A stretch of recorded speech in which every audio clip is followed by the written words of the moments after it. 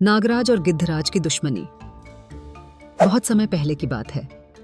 एक घना जंगल था जिसका नाम था महाकुंभ वन। वहां हर प्रकार के जीव जंतु रहते थे।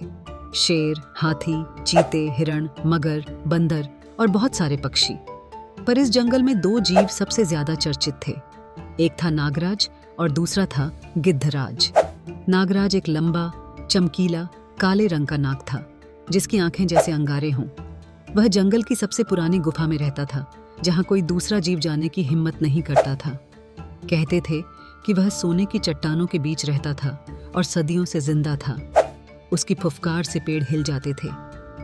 दूसरी ओर था गिद्धराज, एक विशालकाय गिद्ध जिसके पंख फैलते ही आसमान ढक जाता था। उसकी नजर इतनी तेज थी कि वह मीलों दूर से भी किसी भी जानवर की हरकत देख सकता था। वह ऊंचे पहाड़ की चोटी पर अपने घोंसले में रहता था और आसमान का राजा कहलाता था। इन दोनों में गहरी दुश्मनी थी। जंगल के बच्चे भी उनके नाम से डरते थे। कोई नहीं जानता था कि इनकी दुश्मनी की शुरुआत कब और कैसे हुई, लेकिन यह तय था कि जब भी ये आमने सामने आते तो जंगल थर्राने लगता। दरअसल सालों पहले एक घटना हुई थी जिसने दोनों के बीच नफरत का बीज बो दिया था। एक बार नागराज की बहन को कुछ शिकारी पकड़ कर ले गए थे। नागराज ने बाद में उन्हें खोजा और सबको मार गिराया, लेकिन अफसोस कि उसकी बहन नहीं बची। नागराज का मानना था कि अगर उस दिन गिद्धराज ने आसमान से सही समय पर न देखा होता या चेतावनी दी होती तो उसकी बहन बच सकती थी। गिद्धराज का कहना था कि वह उस दिन शिकार पर था और उसे कुछ पता ही नहीं चला। पर नागराज ने कभी उसे माफ नहीं किया। तब से वह गिद्धों से नफरत करने लगा और गिद्धराज से दुश्मनी की कसम खा ली। वक्त बीता पर नफरत गहरी होती गई।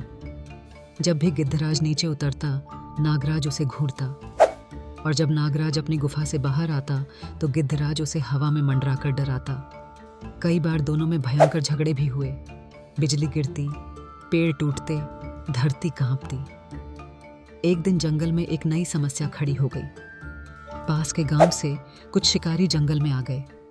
उन्होंने न सिर्फ शिकार किया बल्कि कई जानवरों को पिंजरों में कैद कर लिया, जिनमें कई गिद्ध और सांप भी थे। पूरा जंगल डर के साए में आ गया। गिद्धराज को जैसे ही खबर मिली कि उसके कई साथी पकड़े गए हैं, वह गुस्से में आग बबूला हो गया। वह सीधे नागराज के पास पहुंचा और बोला, आज हमें अपनी पुरानी दुश्मनी भूलनी होगी। हमें साथ आकर अपने साथियों को बचाना होगा। नागराज ने आंखें मिचमिचाईं और फुफकारते हुए कहा, मैं तुम्हारी मदद क्यों करूं? गिद्धराज बोला, क्योंकि शिकारी सांपों को भी नहीं छोड़ रहे। आज नहीं जगे तो कल हम सब गुलाम होंगे। नागराज थोड़ी देर चुप रहा, फिर बोला, ठीक है, सिर्फ आज के लिए।